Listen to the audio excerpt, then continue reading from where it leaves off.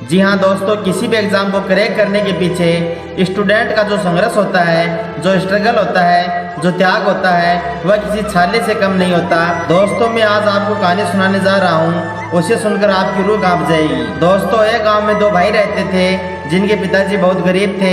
वह रिक्शा चलाकर अपने घर परिवार को चलाते थे। लेकिन दोस्तों कुछ दिनों के बाद घर की हालत इतनी खराब हो गई कि अब उनके पास खाने तक के पैसे नहीं थे। तब उनके दोनों बेटे ने सोचा क्यों ना हमें कुछ काम कर लेना चाहिए जिससे पिताजी की हम हेल्प कर सकें और हमारी पढ़ाई भी अच्छी तरीके से चल सके। तब उनके दोनों बेटों ने किसी होटल में काम करना शुरू कर दिया और साथ में अपनी पढ़ाई भी करते थे।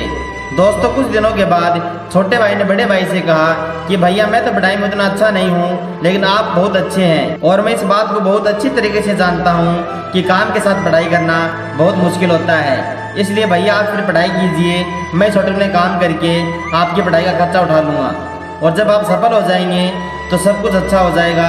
तो दोस्तों इतनी बात सुनकर बड़े भाई की आंखों में आंसू आ गए और जोर से कहा, पागल तू छोटा भाई होकर बड़े भाई का फर्ज क्यों निभा रहा है। तो छोटे भाई ने जवाब दिया कि ऐसा कब तक चलेगा भैया, कब तक हम गरीबी से जूझते रहेंगे।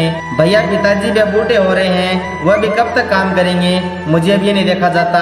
इसलिए भैया आप पढ़ाई कीजिए, मुझे विश्वास है कि आप जरूर एक दिन कामयाब होकर आएंगे। फिर बड़े भाई ने कहा, छोटे ये सब तो ठीक है, लेकिन एक बड़ा भाई छोटे भाई को अकेले काम करने पर कैसे छोड़ सकता है, यह पॉसिबल नहीं हो सकता यार। तो दोस्तों एक दिन की बात है, जब इनको एक सरकारी योजना का लाभ उठाने का मौका मिला तो उनके पिताजी चेक लेने के लिए वहां गए। और दोस्तों उस समय विकट परिस्थिति में भी उनके पिताजी से उन्होंने 3000 रुपये की रिश्वत मांगी और ऐसे हालात में उन्हें 3000 रुपये देने पड़े क्योंकि उस समय उनके पास कोई ऑप्शन नहीं था। दोस्तों 3000 रुपये के लिए कितना खून पसीना बहाना पड़ता है ये उनके बेटे अच्छी तरीके से समझ रहे थे और यहीं से उनके बेटे के अंदर एक आग पैदा हुई और आंखों में सपना लिया कि मुझे भी एक अधिकारी बनना है।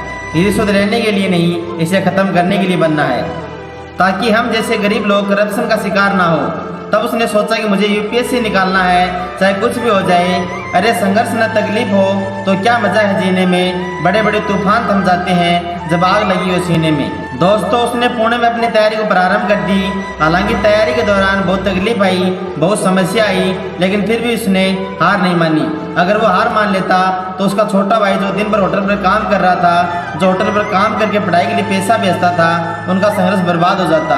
और अपने भाई का त्याग, पिता की मेहनत और माँ की उम्मीद पर खरा उतरने के लिए अपनी पढ़ाई में इतना व्यस्त हो गया कि अब उसे दिन और रात में कोई फर्क नहीं महसूस हो रहा था।